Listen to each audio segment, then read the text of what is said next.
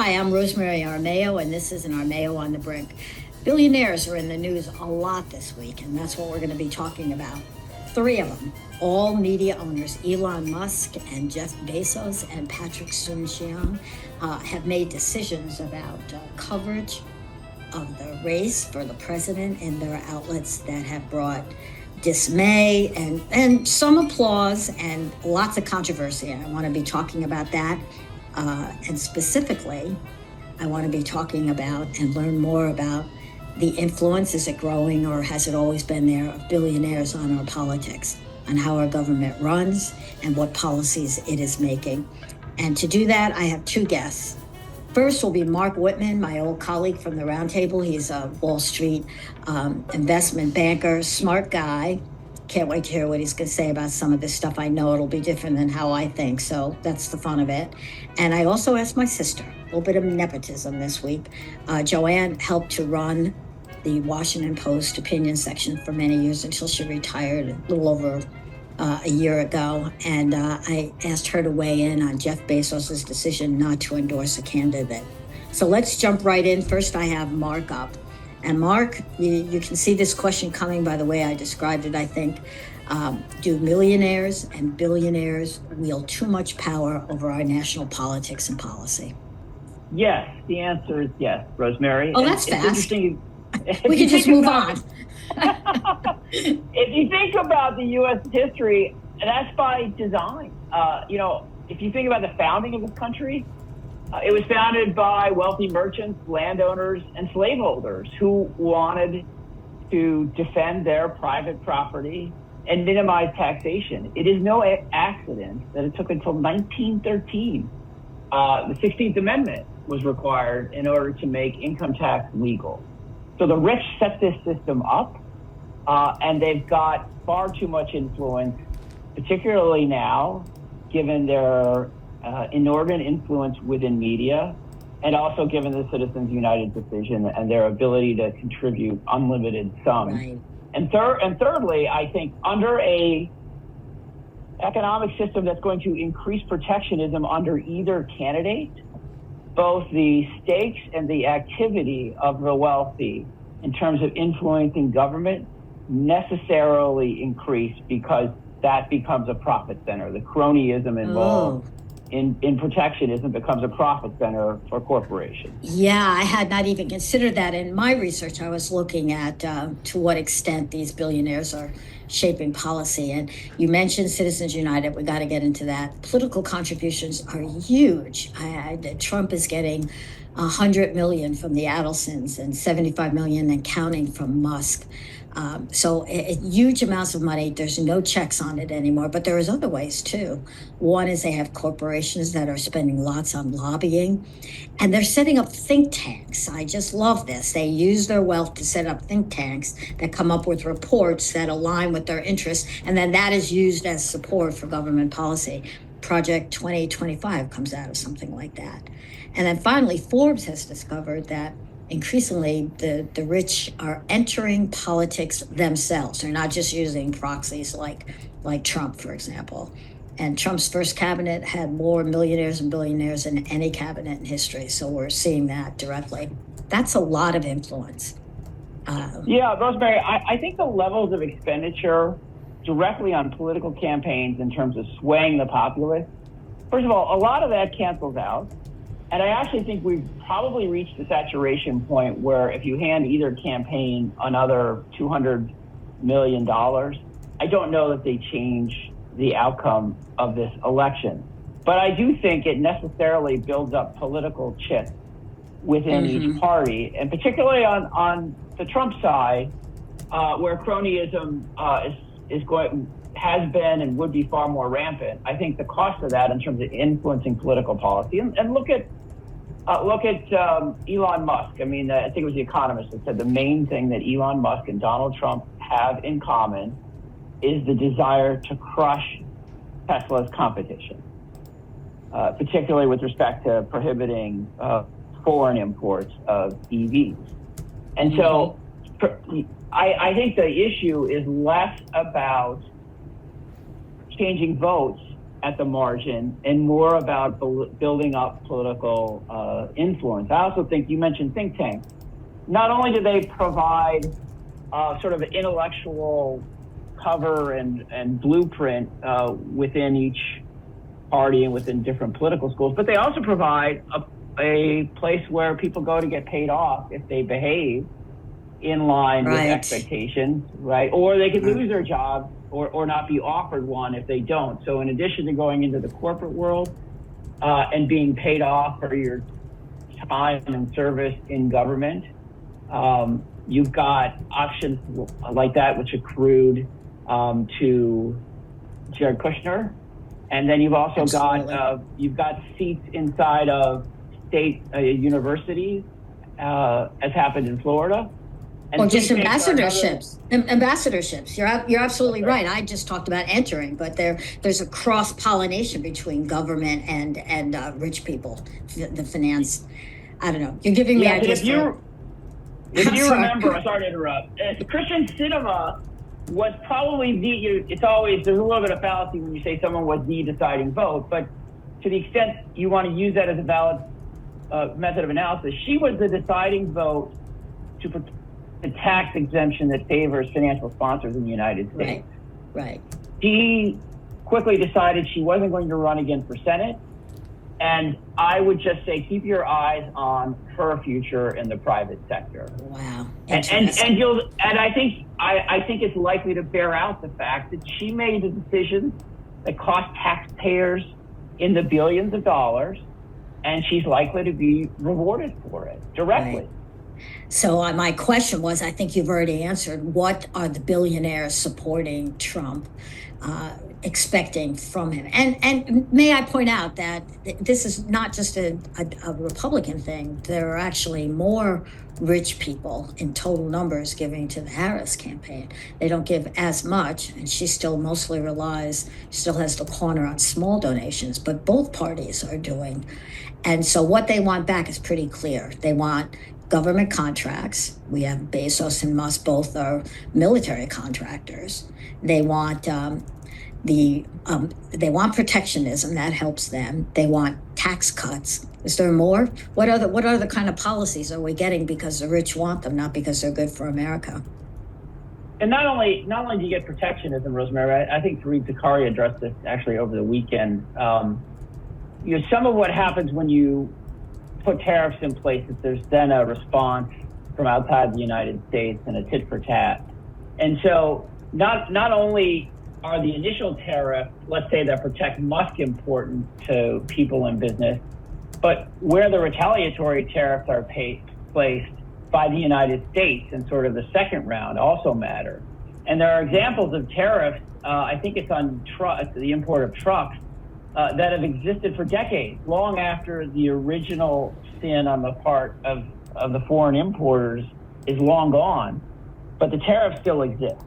So when you get into a world where the government is playing an active role in stymieing free market trade, it matters dearly to corporations. Also, I think there is a bit of fear, that plays here, and I think that's important to highlight, and perhaps others have. But in Bezos' case, I mean, Trump called openly for the withdrawal of the licenses of CBS and other media outlets he believes have been difficult to him.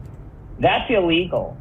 But I think it's clear that in the case of the Washington Post, you can ask whether or not those threats are currently affecting the way the media addresses Trump. That's really interesting. I looked at the three policies of the federal government that the rich money bags, as I'm calling them, seem to most care about. And it's economics, not surprising. It's foreign policy. You've addressed that. Another one is immigration. And they much more side with Republican ideas on immigration, if there are any, than on Democrats. Why is that? What explains that? That's a good question, Rosemary. It probably depends on which lobbying groups you're talking about, because those who are dependent upon workers, particularly in agriculture and other fields, I would think would come on the other side of that policy. So why the folks aligning with Trump?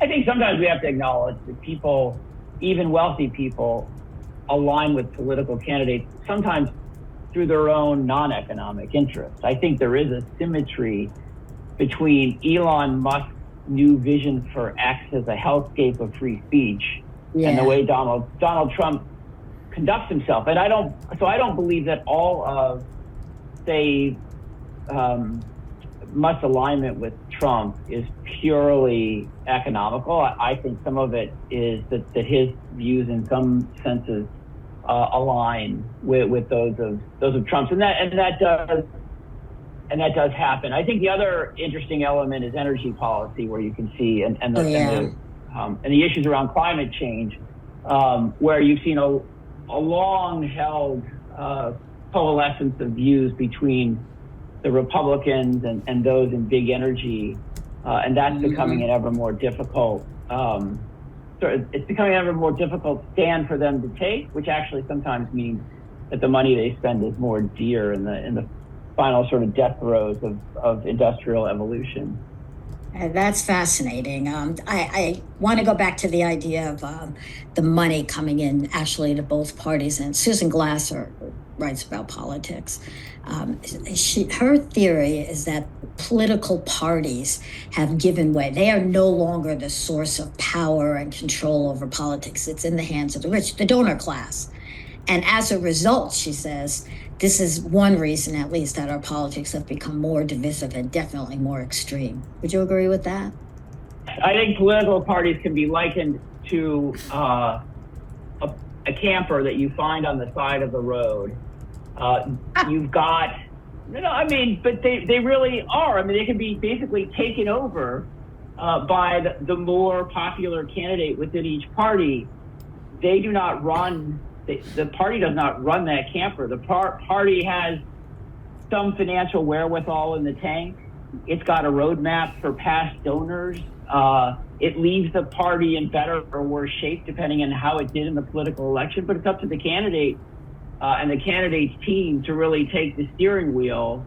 The days of deciding, the days of the party having, the type of power that they selected Humphrey in the 68 convention are long gone. Political parties are really, as I say, they're sort of an inanimate object that gets co-opted by the political candidate at the national level. Mm-hmm. You began by saying, by the way, for those of you who are just tuning in or more likely just beginning to pay attention, you're listening to On the Brink, and we're talking with Mark Whitman, who knows a lot about rich people, right? Those are your clients and your bread and butter, aren't they, Mark? Through my years, I've dealt with a lot of people who've been CEOs and CFOs of large companies. I do not do private wealth advisory per se. So their corporations are my bread and butter, and they tend to be led by relatively well-off individuals. Let's put it that way. Okay, he knows whereof he speaks. So you began by saying, well, there's nothing new here. The whole system was set up by rich landowners and corporate types. And I went back through history, and Alexander Hamilton was basically a financier. And Salmon Chase, during the Civil War, was made Secretary of the Treasury. He basically financed the Civil War for Lincoln. And J.P. Morgan may be the most famous in the early 1900s. He bailed out the government. He bailed out Wall Street. He bailed out the U.S. government with some of his own money. So it's not as if we're strangers to billionaires. Is it baked in, or am I wrong in seeing it as something new now? I think it's the amount of money, it's technology, it's globalization, which has increased the influence of these people, and it's Citizens United, which we'll talk about in a minute. Do you agree with that? Yes, I agree with that. And to me, the most glaring example in this discussion of nothing is new is Henry Ford. And my son once said of Elon Musk that he should take a cue from Henry Ford, that just because you make good cars doesn't mean we want to hear everything you have to say. And if you think of Ford's anti-Semitism and his support for America First, right, arguably delaying the United States entrance into the war, costing lives, and you counter that against the fact that he was a brilliant industrialist, He had a notion of a middle class within America that he championed in the way that hadn't before. So I think, and Musk is a modern day version in many ways. He's done a lot of great things in terms of technical innovation, but that doesn't necessarily mean we want to hear everything he has to say. Nonetheless, if you net what he did around X, he spent about $30 billion of his own money to create that hellscape of a platform that largely serves his interests. And if you look at the support that he's lending Trump and what that might do to our support for the Ukraine, the analogy between him and America First in Ford's day, I don't think it's that far off. And so no, it isn't. You've also got this it's nothing. Everything new is old, or whichever way we say that phrase. I mean, J.D. Rockefeller committed a lot of transgressions against the public welfare when he formed the monopolies that he did. There was a political response engendered by what we'll call a populist movement. He and others of his day effectively watered down that response, and we got to the government and regulation that then we lurched forward with. And we continue to do that through every sort of episode of these battles. And that's exactly the prototype with, and then, by the way, at the end of their lives, they sort of look back and decide also really should do some good things and burnish their image, whether that's libraries and things. I have to point out that part of the reason that they were stymied at all was investigative reporting. The muckrakers that grew up during the Rockefeller age, and now we have billionaires who are smart enough to buy their own media companies. They're controlling the narrative, and I have to wonder if we're going to see the same sort of robust investigative reporting that gave rise to the muckrakers. Well, I think antitrust authorities also had a big say. I think a general populist movement did. And an example that's not too long ago that I do think is a good paradigm to look at what's going to happen with the Zuckerbergs and Bezoses and Musk is Bill Gates. We forget that he had a pretty violent tussle with antitrust authorities around Microsoft. Yeah. His image in the United States wasn't all that favorable. And he then set about to intentionally burnish his image with the Gates Foundation, which has its own problems. When you are a health organization that has more wherewithal than many countries, the question is, should you be making those decisions, or should they be made on a broader, more what we would call democratic basis? But I think that paradigm for sins and transgressions that are checked. But in the case of Gates, he lost his suit, he lost the case with the FTC, but eventually he came to a negotiated agreement. So you kind of get a lot of what you want from the populace, get a lot of what they want, but not nearly everything. And again, we lurch forward, and I think that's inevitably what's going to happen. Okay, investment banker Mark Whitman, what do you think about these billionaires being given such a large, I'm going to say here, but it's more than that. Elon Musk was deciding military policy in the Ukraine war through Starlink, through his control of Starlink. And Steven Schwarzman from Blackstone, the private equity firm, he was negotiating for the U.S. government, for Trump in China. He had a big role in the NAFTA deal, the NAFTA renegotiation. This is not just influence. This is like direct running of policy. Does that give you worry from the standpoint of national security? Yes, I think it's terrible. And I think the Starlink example is a great one because I think it's worth pointing out that when you talk about Starlink, the reason Ukraine couldn't use it to target Crimea was because Musk thought that a solution... Yeah, turned it off. Right. Well, he blocked it with respect to Crimea, and he was afraid of a nuclear war. Yeah, he was afraid. But of he also, war. I think it's further than that. I think he also believes that an ultimate solution will include ceding Crimea to Russia.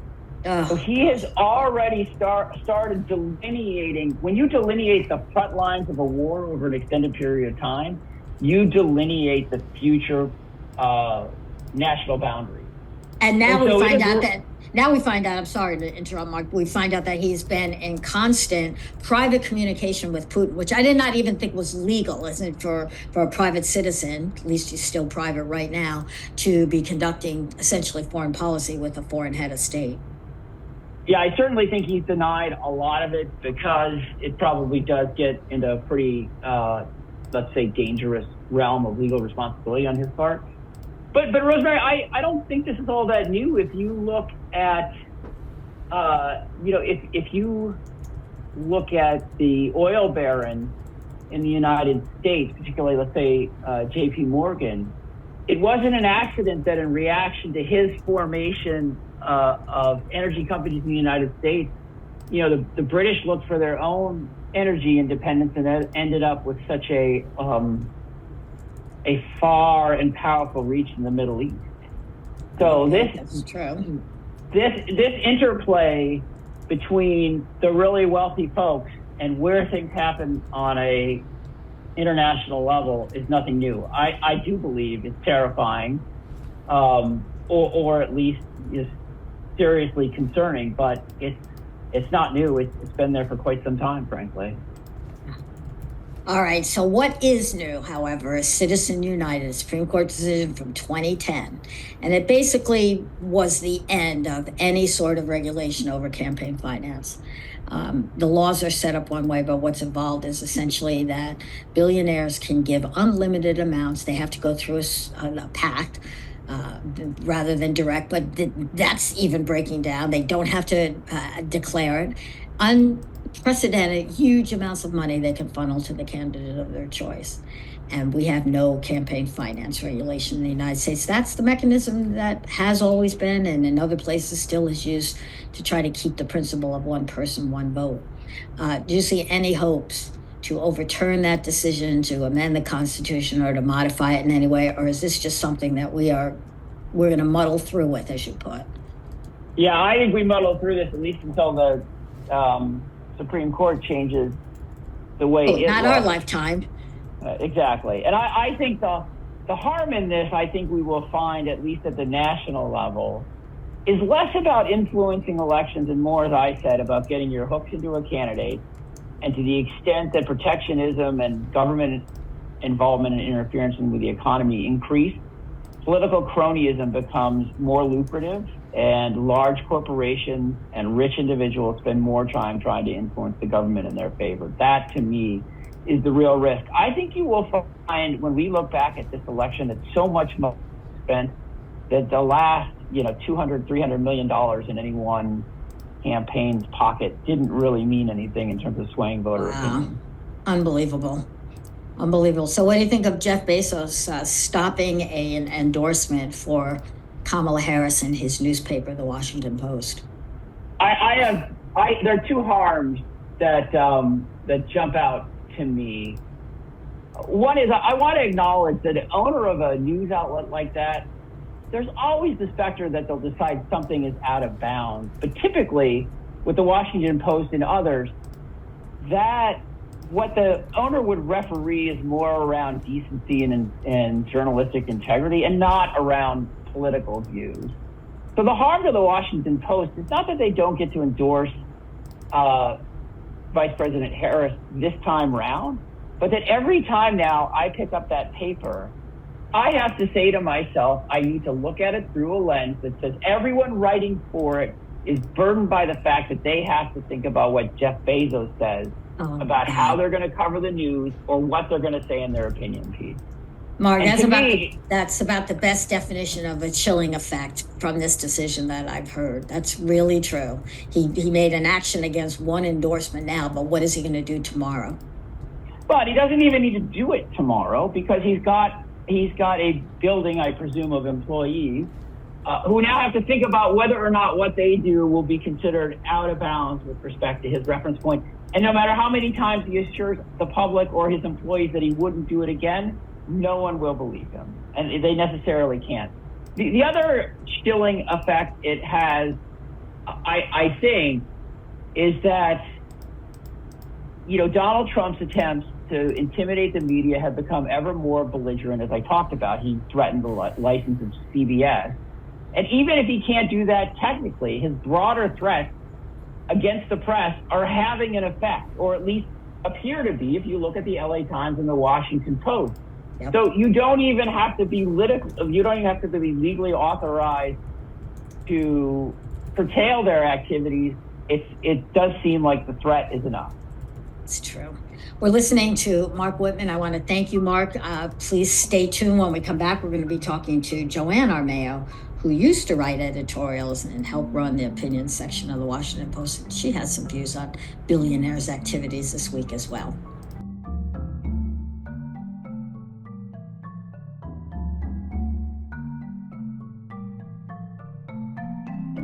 Hi, this is Rosemary from On the Brink. I so appreciate your listening, and I love that you are listening and making comments to me. Please subscribe. Please continue to talk to other people about the podcast. We're trying to expand our content, our sponsors, just everything. And anything you do, liking, rating, subscribing helps us. So thank you.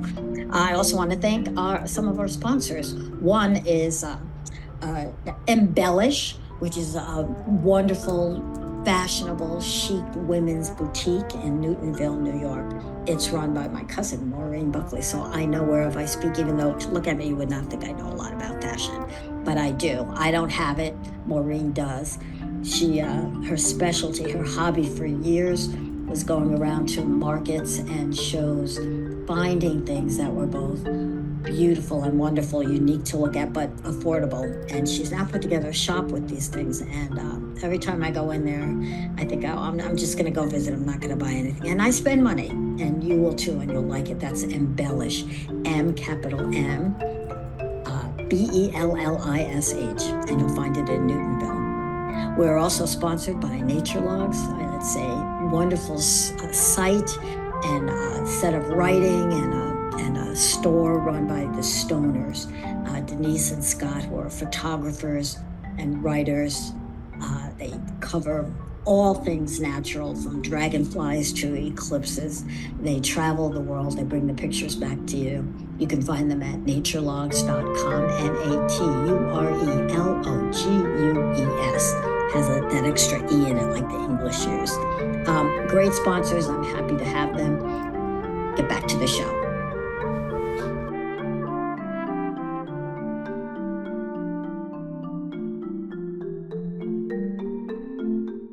On the Brink is back with our second guest of this episode, Joanne Armao. Yep, that's a familiar name. This is my sister. And this bit of nepotism is coming to you because Joanne took the Washington Post decision to not endorse a presidential candidate this year very personally.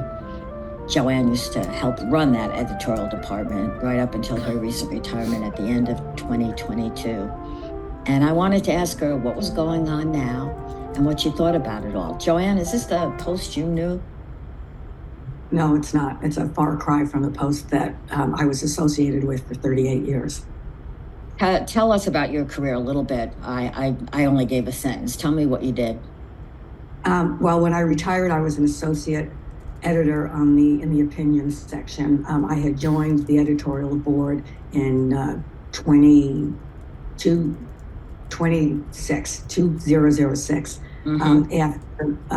After I had just come off of a Stanford fellowship after serving in the newsroom. I had been assistant managing editor for Metro News after a reporting and editor career in which I worked my way around the Beltway. I had been city editor, Virginia editor, and a reporter in Montgomery County, Maryland. So you knew the Post inside out by the time that you left. Yes, I did. And it was a wonderful career, a wonderful newspaper. I had the privilege and the honor of working with journalists like Len Downey and Fred Hyatt and Ben Bradley and Katharine Graham.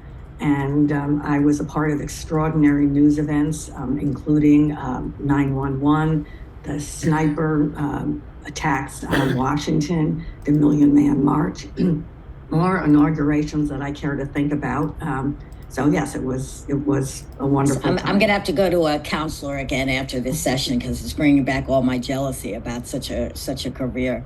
So, how did you hear? Were you surprised? How did you hear about? Actually, my daughter, Jessica, emailed me and said, what bullshit. And I said, what are you talking about? And she told me that the Post wasn't endorsing. I said, where did you hear that? I know that there were rumors, but I hadn't heard it. And then she had sent me the announcement. I had a mixture of emotions at the point. One was sort of like disbelief. I can't believe it. But then also that I believed it. And when I thought about it, I really wasn't surprised. Because a couple of days or weeks before, the Post ran this idiotic editorial, which was basically the United States is having a big birthday in 2026. Kamala Harris needs to come up with plans and tell us what she's going to do. And it was everything that the country is facing. I thought this was ridiculous. And I sent some notes to some former colleagues to the effect of, can you believe how ridiculous this is? And so when the days, dragged on, I got more and more worried. I had been told by some people that I was still in touch with that, no, there was going to be an endorsement. It was just a question of wording. So that's the background. They were working on polishing it. And so yeah, they were working on polishing it. Yes. Now, yes. It's a big break, despite the statement from the publisher that this is going back to our principled roots. It's actually a break from modern practice. The Post has always endorsed, and even since Jeff Bezos has owned it, they've endorsed. And it wasn't Trump the last time. Did Trump make threats against Bezos's businesses even then? What's different now? Well, I will answer that, but I first want to point out that one of the things that I found most appalling about the announcement was the disingenuous claim that this was going back to our roots. No, it was a betrayal of our roots. It was a repudiation of our roots, and it was a blatant big, middle finger to the newsroom that has done such a wonderful job of detailing, how unfit Donald Trump is for office. What's different? Well, I would argue that there are different people in charge. People who were, handpicked, by Bezos. Frankly, I don't think that this would have happened if Fred Hyatt had been the opinions editor instead of David Shipley. And I don't think that this would have happened if Donald Graham was the owner and publisher. Bezos handpicked Will Lewis, who has, a little bit of a checkered past. He's accused of, really dirty dealings and doing Murdoch's bidding and cleaning up the mess in the British hacking scandal. And now it appears to me, at least, that he's doing Bezos's bidding in, bowing down to Donald Trump. And, the reporting seems to suggest that Bezos is concerned about his business interests, which is really, to my mind, laughable because, why own a newspaper if you're going to allow it to be compromised? The man's got, scads of money. Instead of spending it on, ridiculous yachts, space travel. Spend it where it matters. And I also think that if he thinks that, not endorsing Kamala Harris is going to endear him to Donald Trump, I think he's going to be, really surprised. Donald Trump. There's an argument that he's only shown Trump how he can be manipulated and pushed around. This actually makes Trump more powerful. I want to go back to Fred Hyatt, who you mentioned. He was your boss for many years when you worked in the editorial department, and he was something of a personal hero to me. I talked all the time about how in Trump's first campaign, Hyatt came out with an editorial. He wrote it, I believe. It appeared very unusually on the front page, and it came out directly after the conventions rather than towards the end of the campaign, 11 days out as we are now. And he said, we will not endorse this man, no matter what, because he's a threat, a unique threat to democracy. And it was to me, this bold statement by a journalist of principles of we have to tell you what we really think. Here's why we think it. You can disagree, but it's on the record. It was treated instead as proof that the Post and other journalists were dead set against Trump. It's such a difference from the controversy right now. I wonder what you're thinking about that. I remember that editorial with great pride. It was published, I believe, July 22nd, 2016. It wasn't on the front page, but it was, at the time, it was I think it was the entire page of the editorial section. And the headline was something to the effect of Donald Trump, a unique threat to American democracy. And it was. It took a lot of bravery and courage by Fred to do it. And I have never, ever been prouder. And that commitment to the truth and like standing up for right was a hallmark of Fred's career. And in 2020, when Trump was running for re-election, Fred, he made it our priority that we were going to point out, why this man was so unfit for re-election. And we did a series of editorials that dissected major issues and Trump's approach to it. And I have no doubt, Fred unfortunately passed away 2 years ago. And I have no doubt in my mind that if this had happened, he would have said, okay, you're the publisher, you're the owner, you can do this, but I'm not going to be a part of it. In fact, I can say that because something similar happened to Fred. We had endorsed Terry McAuliffe for governor. And what year was this? Governor of Virginia, this is what year? Governor of Virginia. I'm really bad with, this was when he was, like 4 years ago, 4 years ago. This was against Glenn, when he was running against Glenn Youngkin. And so we endorsed him. And then McAuliffe made some, not very smart statement about, how, Stacey Abrams hadn't really, she was the true winner or something like that. And the publisher at the time, Fred Ryan, was like, oh, well, this is the same as election denialism, which was not, as Trump. And so he wanted us to rescind the editorial. And Fred, not doing, I'll resign, you can fire me. Fred was so convinced that he was going to be fired that he removed all of his contacts from his computer so that when he was fired, he would still have his contacts. Fred Ryan backed down. I don't know if Jeff Bezos was behind that, but Fred would not have allowed it. Joanne, now, in truth, there is an argument to be made. Should newspapers, be making endorsements? Okay, we can have that discussion, but you don't do it 11 days before. And you don't do it after an editorial has been drafted. You don't do that when your editorial board is so opposed to it. As my understanding, the fine colleagues that I worked with, my understanding is that they are aghast. Well, the Post columnists all came out with a very strong open letter opposing and belittling this. There's an argument that endorsements don't do any good. No one pays attention to them anymore. But it is a tradition that papers write editorials. If you're not going to endorse because no one pays attention, should there be editorials at all? Well, that's my argument. I mean, I did a lot of endorsements. Some, my involvement was more intense than some, like school board candidates, mayor of DC. I would interview all the candidates. We would bring them in. I would have I would make my recommendation. The board would discuss things. Some people don't like writing editorials because, your name is not on it.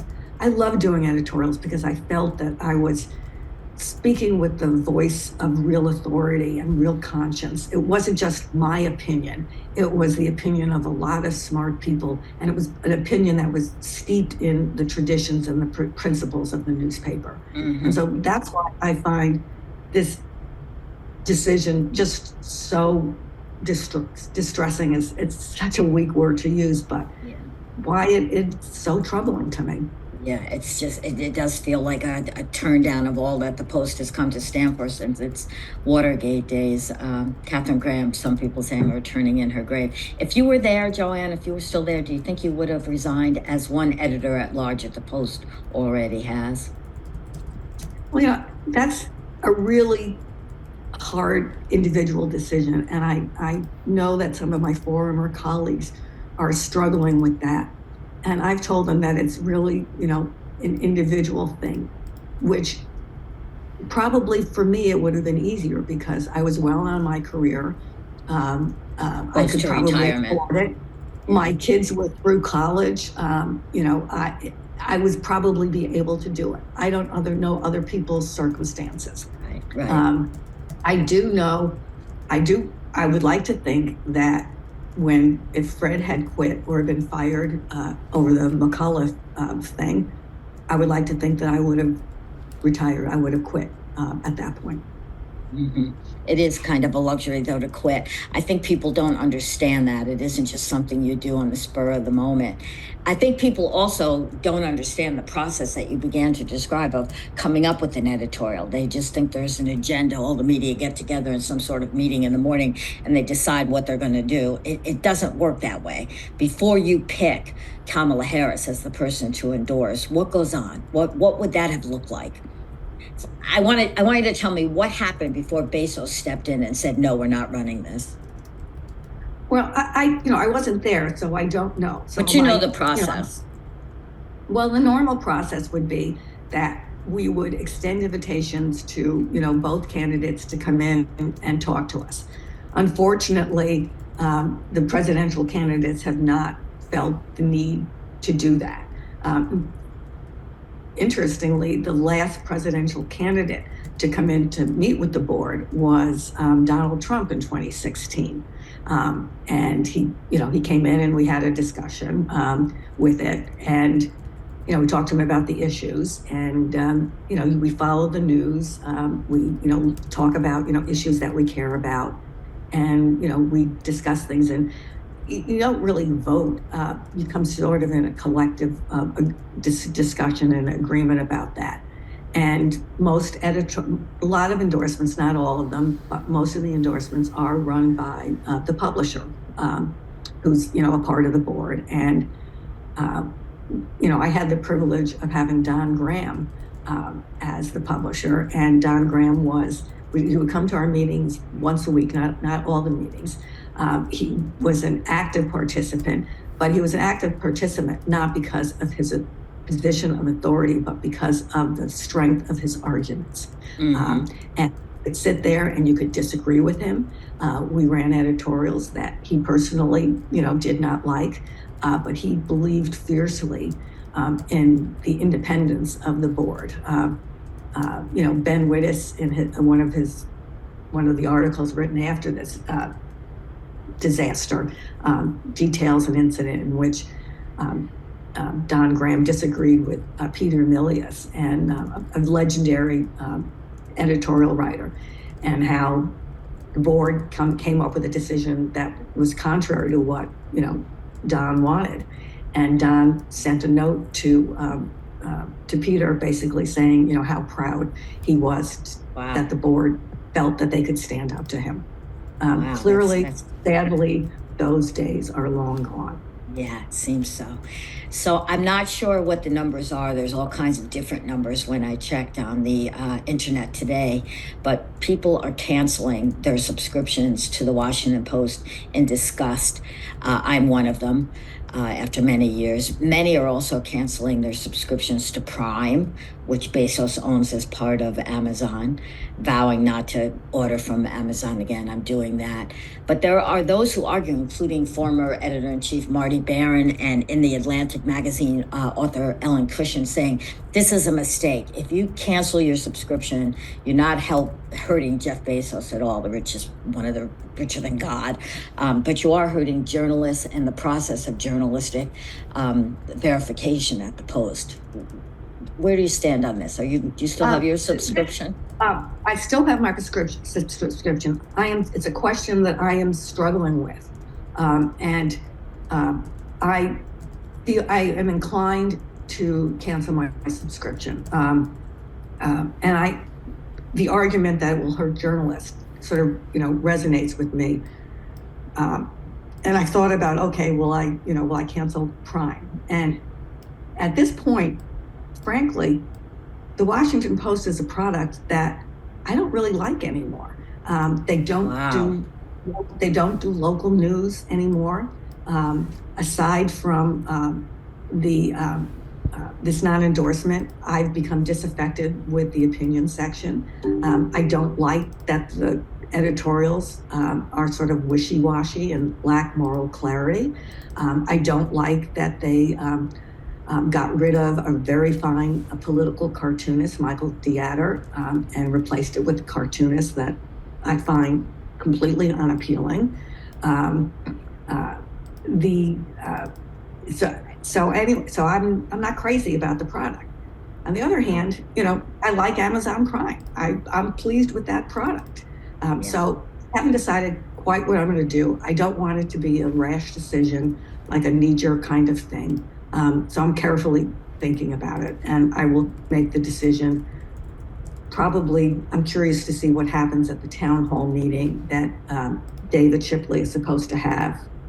When is that? I did not know about that. I don't know. Sometime this coming week is my understanding. Open to the public or just in-house? It's just in-house, which is sort of interesting. It's my understanding it's going to be with the newsroom. And so if there's a line between editorial and the newsroom, then why is the newsroom with it? But in any event, I want to sort of see what happens, and then I will decide. It is a little bit sad that it's true. I've been in newspapers like you my whole adult life, and I am finding it harder to give up Prime and Amazon, where you can buy anything. No wonder the man's rich. He deserved it, I always thought, until this. It's harder to give that up than it is to give up the newspaper subscription. Well, I'm also wondering, okay, should I currently do not subscribe to the Atlantic, and there's been articles that they've had that I would have liked to have read. Yeah, Should I support, news organizations that give me the product that I desired? Well, that's an argument, being made now that you take the $139 a year from Prime and you invest it in local and/or national publications doing work you really believe in. So I'm sorry I interrupted you. No, it's, the other argument is that, okay, Bezos, he owns 9% of Amazon. He owns 100% of the Washington Post. So again, good point. Yeah. Good point. Joanne, I want to thank you for being on this. This could not have been easy for you, either what has happened or talking about it publicly, because you were loyal and a wonderful employee of the Post for so many years. So I appreciate it. Well, it is hard for me, but it is not as hard for me as it is for my former colleagues who are on that board. And I am just thinking of them every day, and the agony that they must be going through. Yeah. We traditionally end the podcast with a toast, and this is an easy one. I'm hoisting, it's a coffee cup today. Is that a real toast? You can't toast with water, but I think coffee is okay. A toast to a free press, which seems to me to be increasingly in trouble and more of a necessity for America than ever.